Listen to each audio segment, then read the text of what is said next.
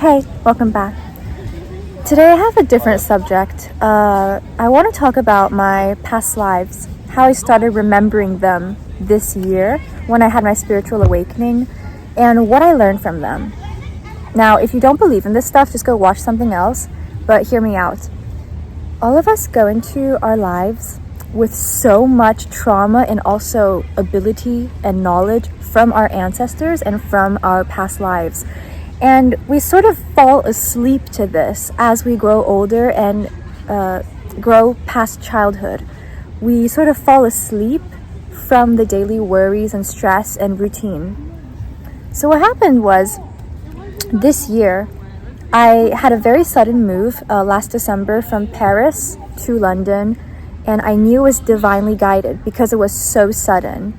I had a bunch of issues renewing my visa. It was abnormally long. It's still going on now. I told them to close it, but it's like very slow. So when things like this happen, your spirit guides or your higher self are pretty much guiding you. And since I moved to London, I started having these flashbacks. These words pop in my head, these names and places, also deja vu. So let me just share with y'all what I learned. I did my very first regression in middle school.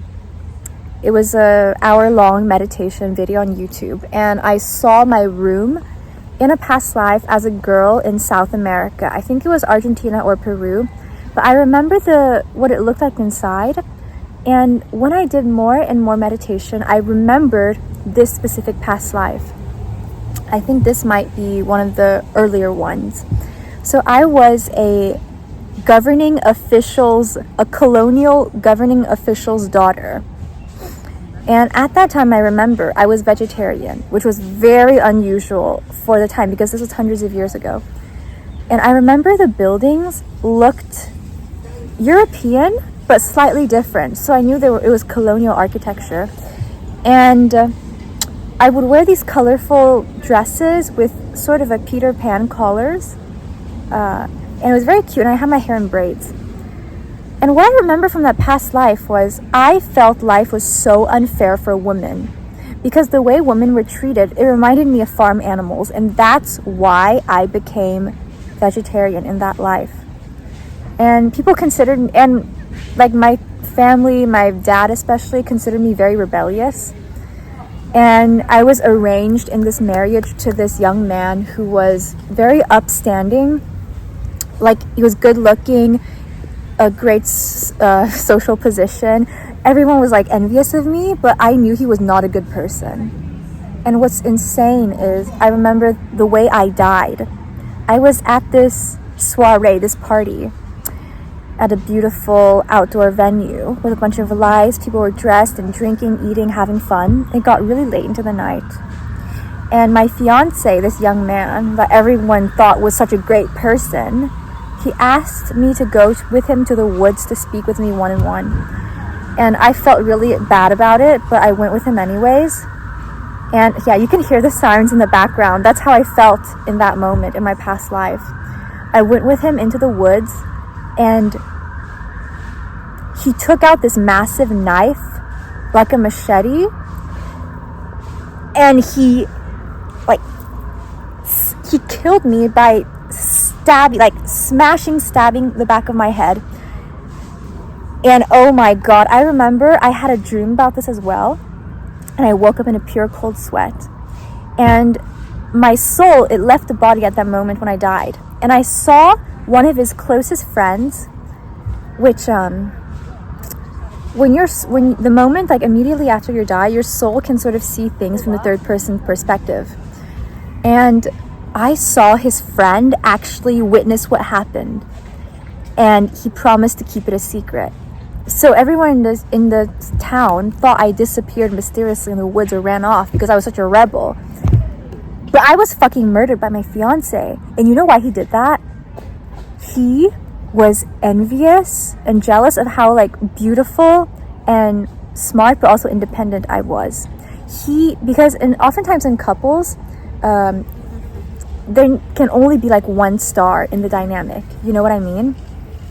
Otherwise, one of them becomes insecure of the other, and then things don't work out. So that's what happened in that lifetime. I learned from that lifetime what it's like to really suffer under a patriarchy. Also, what it's like to be with a man who resents me for being beautiful and being smart and being unconventional. And I saw how it was covered up, my death. So that was probably the 1800s or around that time. And when I Googled images of colonial South American architecture and clothes, it looked very similar to what I had in my dream and my visions in meditation. So that was one lesson I learned. Another that was quite interesting. In one of my past lives, I was an artist living in London. I lived in London all the time. And what's interesting is if you calculate your destiny matrix using your birthday, it can actually show you through your karmic tail, the numbers in your karmic tail, what karma you have from a past life. So my karmic tail in my destiny matrix is a 1525, which means a rebel. And that matches up with my memories. Now, in this past life, another past life, I was a man. I was an artist in England. And I remember I spent my whole life being such a visionary and being so driven by my work, my writing and printmaking and art. And no one believed in me. Everyone thought I was crazy or unusual, or I was not accepted by the general art establishment.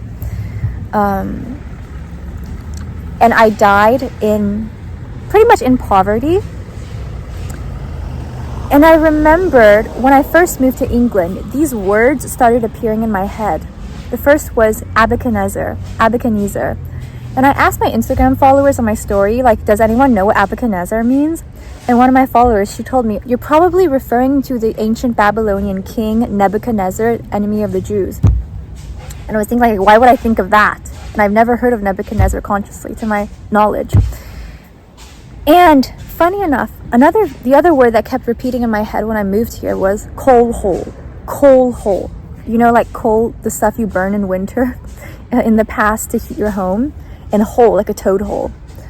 And I kept on hearing the words toad hole, coal hole in my mind. And I was like, why would I think about coal hole? I live in such a beautiful place, like right now, so comfy, such a beautiful flat, wonderful art studio.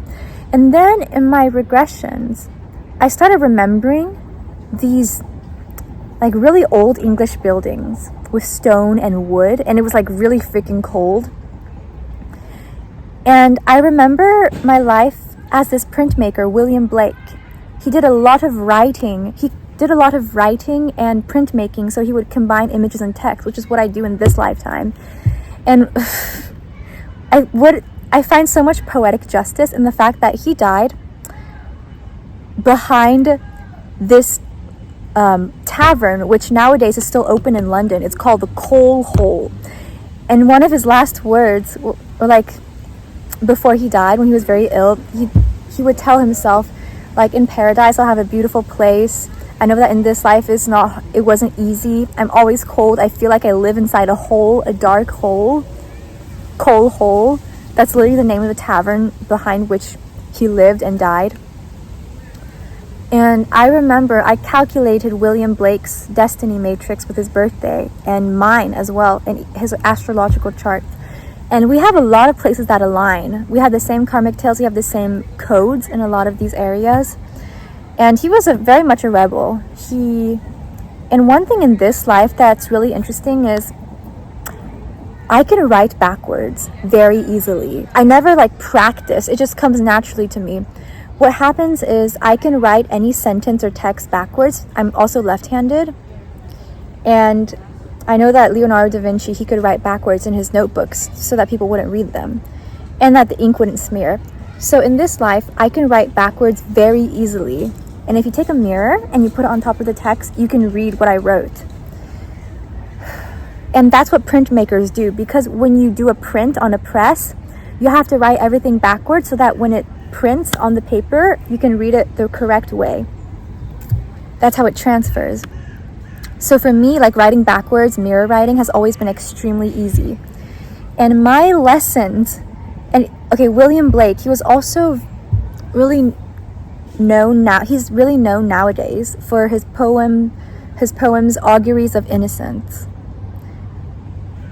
To see the world in a grain of sand and eternity in an hour. That's literally how I live my life. I can see, like, I don't even need tarot cards or divination really, because I know that everything in my reality is a mirror of my energetic state. And that nothing is really real. Like, everything is a hologram, in a sense, projected from our spirit world. What I remember from that life is there was so much poetic justice, because back then I was always cold. I did not feel recognition or appreciation from the art world. I lived in a pretty crappy place, and I never had money, despite knowing in my heart that I was a genius. And in this life, I have so much support and just natural good luck and a place to make my work. I continue combining text with my images, and I know that in this life I have so much more privilege and opportunities to seize on than I did in the past. So that is poetic justice. I live in a beautiful place. I sleep in my happy, beautiful, comfortable nest/bed every night, and it's just so much better remembering how I used to be always cold and shivering in that dark little damp hole that I used to live in hundreds of years ago in England, behind a tavern in London. The coal hole. Now, another lifetime that I remembered this was much earlier. This was one of the most traumatic lifetimes. So this one, I'm only telling you, I'm starting with the ones whose name I remember, because not everyone's gonna have like famous, no, actually, the thing is, throughout history, people get forgotten, right? So the very famous people that or figures of history that remain, that you can search up on Google and identify, those are the ones you're going to be able to like point out with names. Otherwise, in your other like lives as peasants or anonymous people who aren't on Wikipedia, you can remember those, but I'm just starting out with the names that are sort of easier to reference, so you can get what I learned from my past lives. This other lifetime was in Lyon, France, in France. It's fascinating because according to my astrocartography, Paris and London line up on my Sun and Venus descending line, which means it's a really good place for me to live, and that's where I've lived in the past 6 years and now currently. And in this past life, I was a nun in Lyon, France. And what's beautiful is that there's children passing behind me. What's beautiful is that I remember when I search up the convent where I used to live, it looks so much like my art school in Paris, which used to be a monastery, a cloister as well. It had a beautiful courtyard with these archways and a fountain in the center with some sculptures.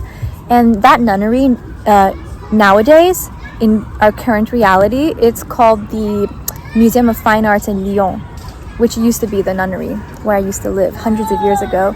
This was like in 17th century or 18th century France. And I was this nun, Claudine Thévenet. And I remember, this is how I remember those names. I would have these vivid dreams at night, and when I woke up around like 4 or 5 a.m., I would have these like names in my head. And that morning when I remembered this past life, I had this name, Saint Clandoni. So it sounded like Anthony, but also Claudine, or Claude and Anthony. It was a combination, like Saint Claudine. And I was like, what the fuck is this name? I've never heard this name before. And I searched this up on Google, and I come up with Saint Claudine Thévenet. And she was this nun in Lyon, France, hundreds of years ago, where during the revolution, she watched her 2 brothers be beheaded as a young girl. And you know what her brothers told her, aka like what my brothers in that past life told me? The moment before they, oh my god, died, they told me to forgive the executioners because they do not know better. Forgive them, for they do not know what they do. And the moment I remember that scene, because I had to like meditate and dive deep to remembering what that scene was like, I remember my brothers were like in a line, shackled, awaiting execution. They were literally like walking up to be beheaded. And that was extremely traumatic. But also it taught me the importance of compassion. So what was special about Saint Claudine Thévenet was that she ran a convent and school supporting the education for girls. And I remember what the dining utensils were like, sort of scooped out, I think from wood, on these long tables. And I remember my life was dedicated to supporting girls and women and education and having compassion and forgiveness.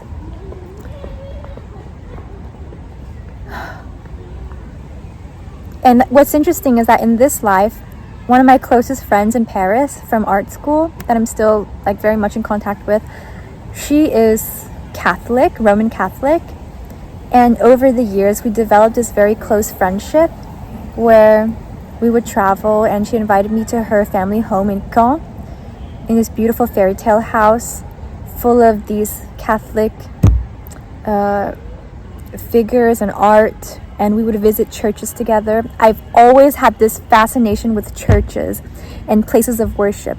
I don't know if any of you, this happens to you guys, but it's probably related to a past life maybe, where you really like visiting old churches or cathedrals or chapels, and that's the case for me. Like, I love wherever I go visiting the local churches, especially in Europe. They're very beautiful. In America, it's a bit different. They're kind of, sometimes they're just like a office building with a sign. I'm not talking about that. I'm talking about like cathedrals in Rouen, in Paris, even small old rundown churches that are no longer in service in England as well. I love visiting churches.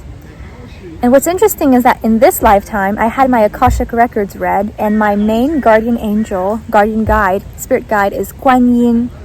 And my name, Wan Lin Quinn, it sounds a lot like Kuan Yin, her name.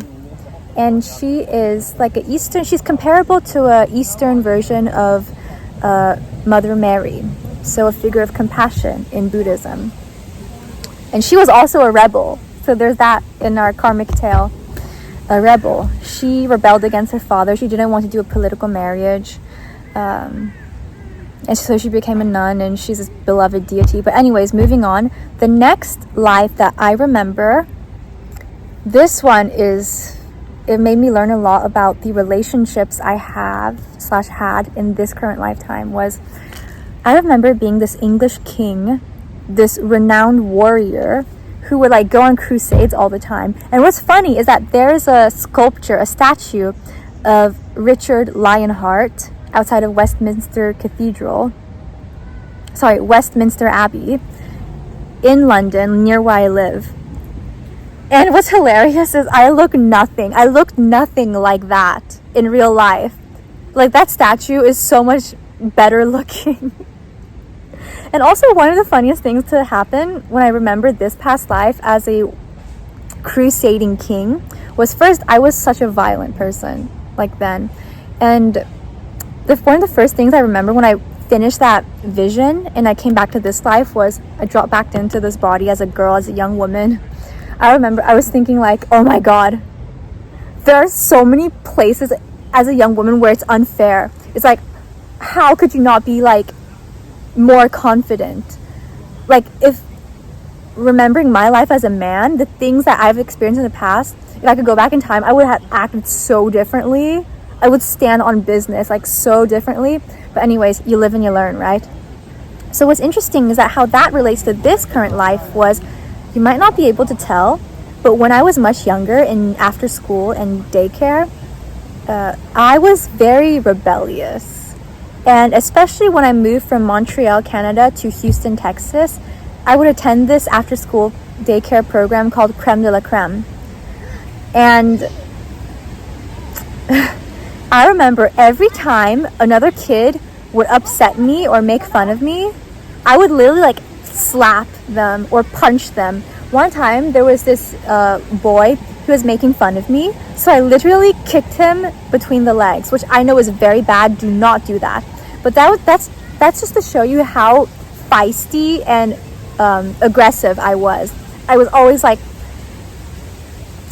trying to hit people who upset me.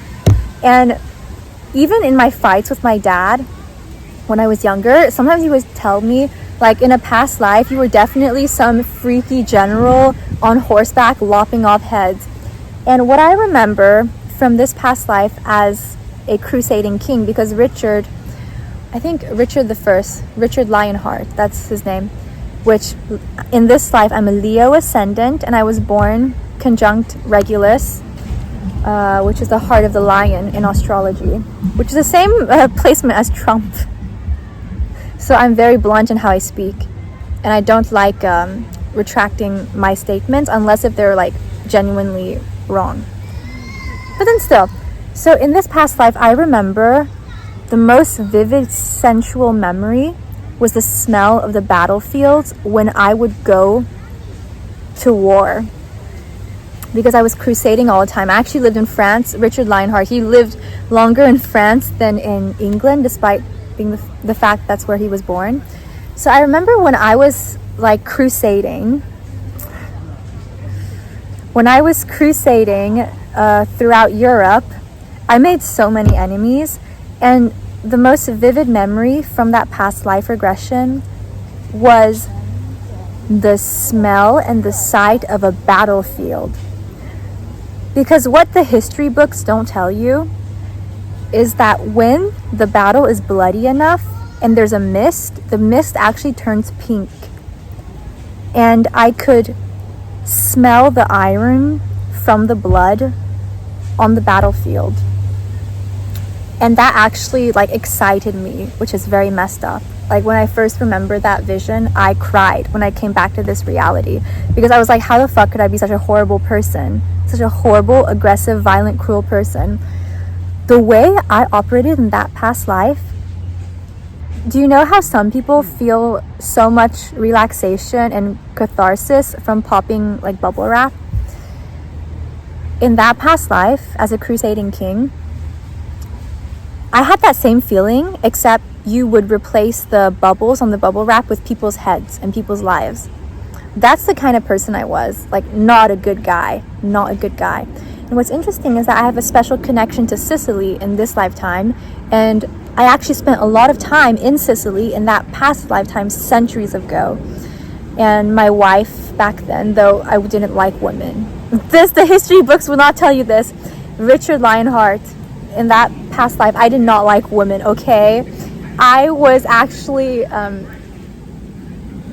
in a relationship, so what you would call a relationship nowadays, with my right-hand man, or he was this Mercadier. And what's interesting is that in this lifetime, I recognized Mercadier, my mercenary soldier in the south of France, as one of my horrible, god-awful situationships that literally transformed my life and led to this spiritual awakening. And what's funny is that his name in this lifetime, Martin, matches the name of my mercenary warrior, Mercadier, Martin Mercadier. Yeah, we were not meant to live happily ever after. Just like karmically, that's not right. I remember we were like so close. We would sleep together, but also like, I don't know how much y'all know about sailors and warriors, but we were like butt breaking a lot.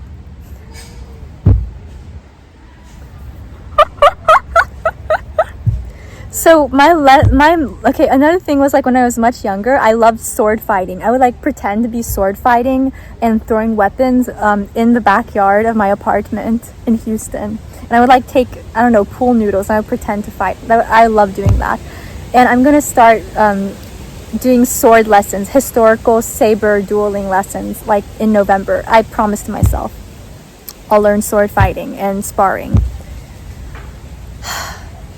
So what I learned from being this crusading, very horrible person, human being, English king, was I learned that's where my rebellious nature also comes from, but also the importance of that life teaching me what it's like to be on the, like, violent end, the end of the oppressor, the person who slaughters, the person who destroys and conquers and just lives to fight and gets horny off of blood.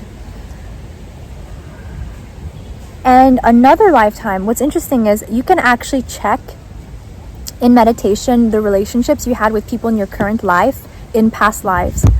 So right now, I got this intuitive download that there's this young man I met in school like a while ago, and we were never close, we never like friends, and we never had same classes, but I had this feeling that he's in love with me and that we're going to end up together in the future. So I did this like reading. I went into meditation and asked what's my relationship to him, like on a soul level throughout history. And I remember I was an Irish sailor and he was my wife.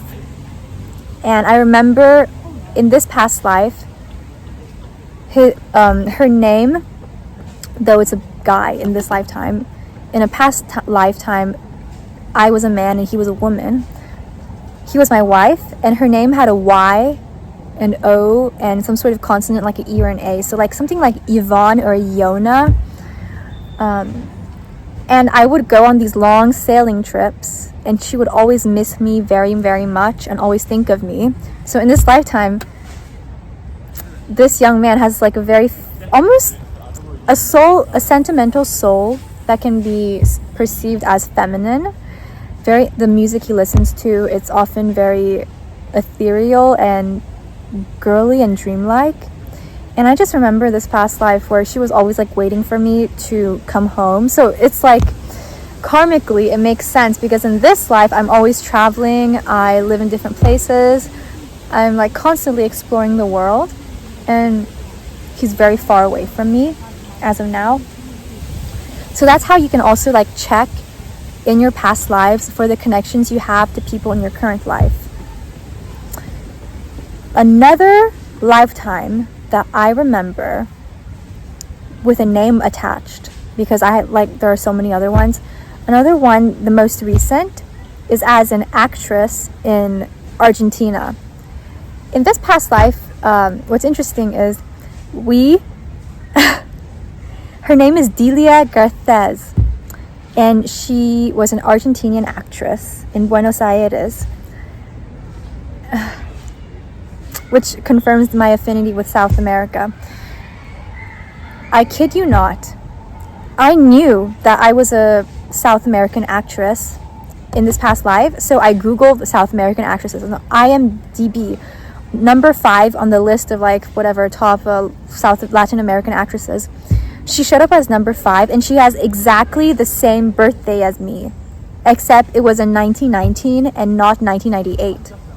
And when I did her astrological chart, her birth chart, so many of our placements, including the Libra sun, are on the same degree. And when I did her destiny matrix with her birthday, I kid you not, we had the same karmic tail, so as a rebel. And what I learned from that life was the importance of using your charm and your femininity and playfulness to really tell stories and to harness other people's attention so that you can get your message across in an entertaining way to others. Because if you want to like teach something, tell a story, entertain, you need to have this confidence and ability to hold people's attention and to be very playful and lighthearted, to not let things like ever drag you down. So that's what I learned from that lifetime. And what's funny is that I remember my husband in that lifetime was a director that I worked with a lot. My husband was something Alvaro. But anyways, our life paths are also very similar, number 5. So very feminine, very much a world traveler, very curious about everything. And what's interesting is that in that past lifetime, my husband was a Taurus, and in this lifetime, I just know that I have a special affinity with Taurus men. And that makes sense as a Libra, but just saying. So that's what I learned from that lifetime. Oh, another specific moment, like I had this in a dream that was so vivid. I was on set in this memory of my past life, I was on set, and I remember being like very kind, almost in an overgiving, self-deprecating way.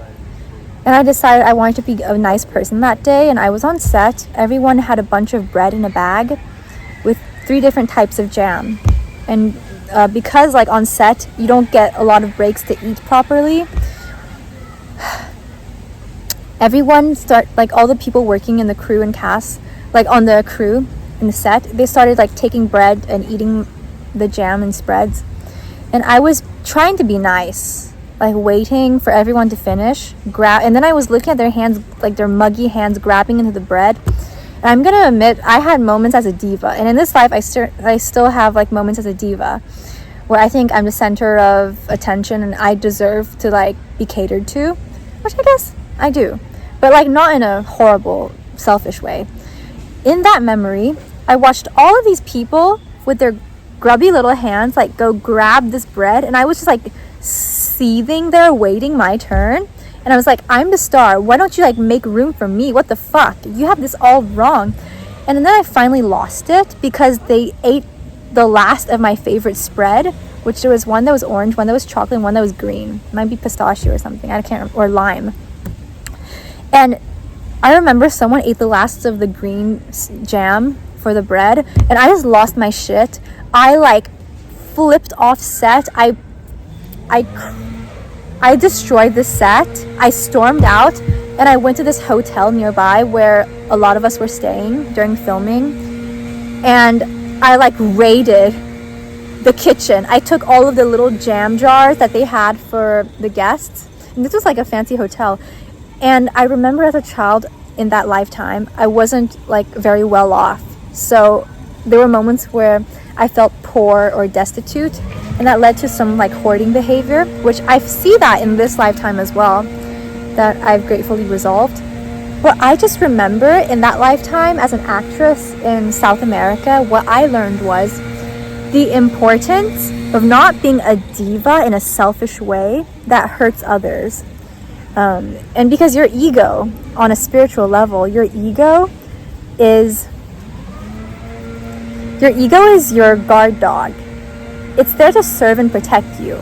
But if you can't master your ego, it's literally going to drag you through the mud and take you places you do not want to go.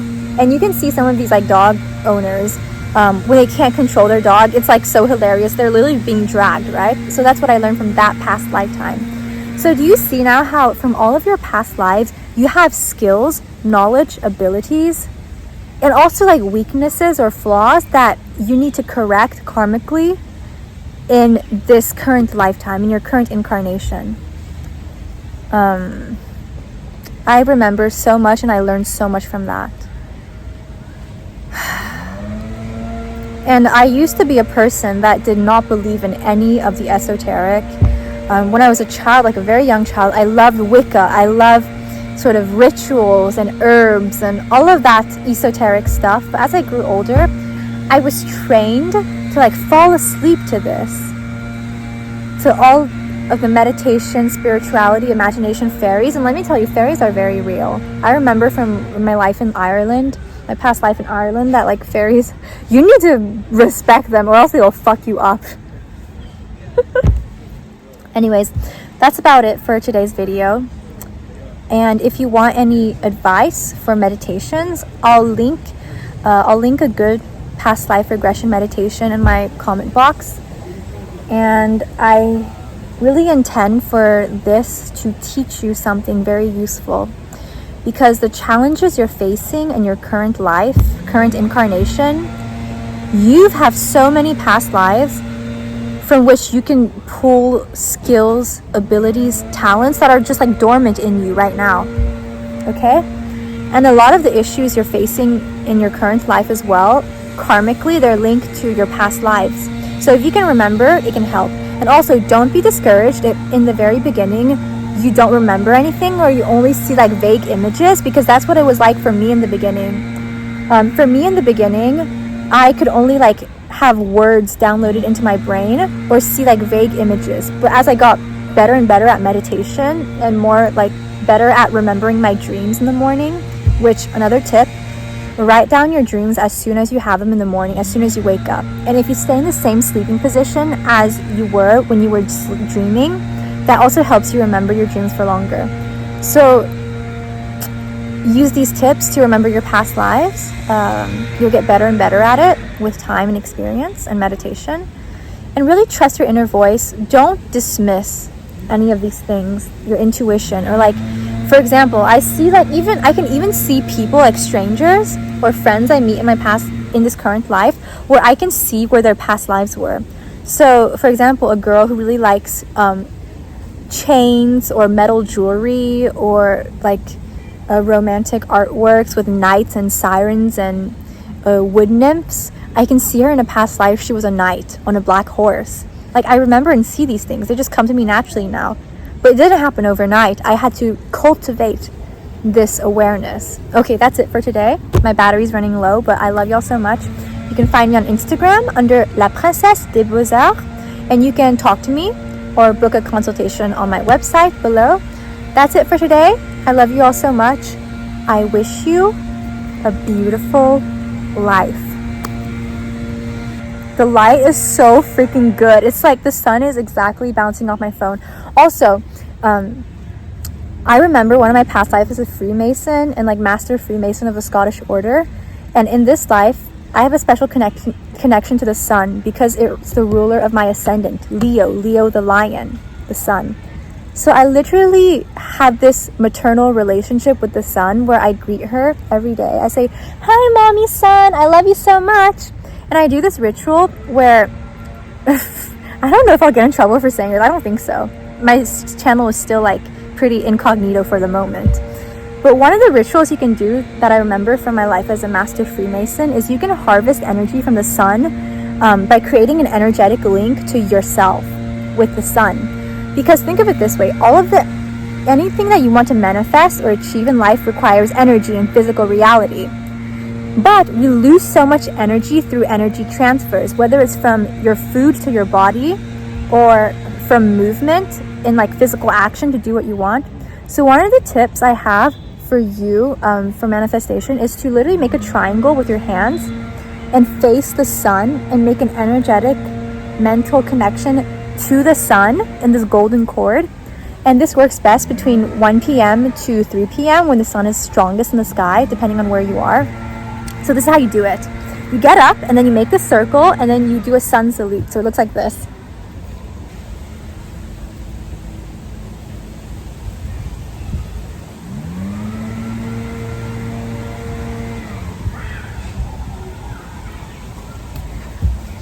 That might have looked weird, but I do not give a fuck. If it works for me, I'm gonna do it. I'm in my I do not give a fuck. If it works for me, I'm gonna do it era, okay? And I suggest you get on that too.